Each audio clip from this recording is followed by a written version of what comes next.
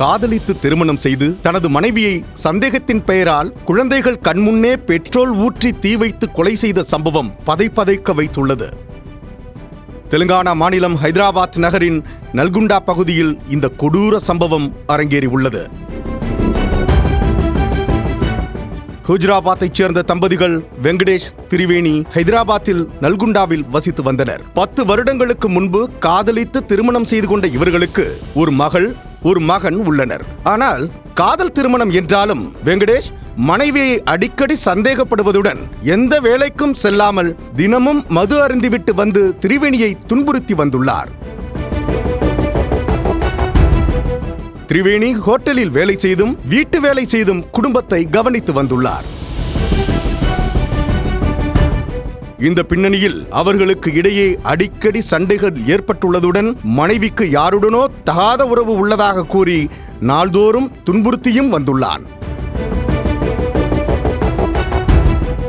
சமீபத்தில் கணவரின் துன்புறுத்தல்களை தாங்க முடியாத திரிவேணி பிறந்த வீட்டிற்கே சென்றிருந்த நிலையில் அங்கு சென்ற வெங்கடேஷ், நான் மாறிவிடுவேன், இனி நன்றாக பார்த்துக் கொள்வேன் என்று நம்ப வைத்து திரிவேணியை ஹைதராபாத்திற்கு அழைத்து வந்துள்ளான். ஆனால் வந்த சில நாட்களிலேயே வழக்கம்போல் சந்தேகத்தால் மனைவியுடன் சண்டையிட்டு மதுபோதையில் விவேகத்தை இழந்து அவள் மீது தாக்குதல் நடத்தியதோடு நிறுத்தாமல் திரிவேணி மீது தான் வைத்திருந்த பெட்ரோலை ஊற்றி தீ வைத்துள்ளான். தடுக்க முயன்ற மகளை தீயில் தள்ள முயன்ற வெங்கடேஷ் அங்கிருந்து மகனை மட்டும் அழைத்துக் கொண்டு தப்பி ஓடியுள்ளான்.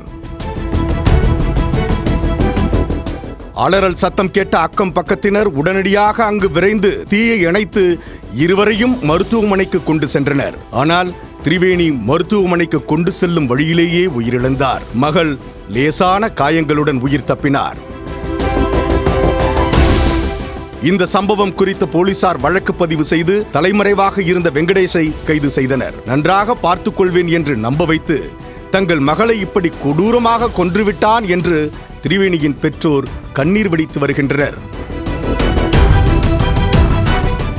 சந்தேகத்தால் மனைவியை கொலை செய்து கணவன் சிறைக்கு சென்றதால் 2 சிறு குழந்தைகள் அனாதைகளாக நிற்கும் நிலை ஏற்பட்டுள்ளது. தாயை இழந்த குழந்தைகள் அழும் காட்சி அங்கு உள்ளவர்களை வேதனையடையச் செய்துள்ளது.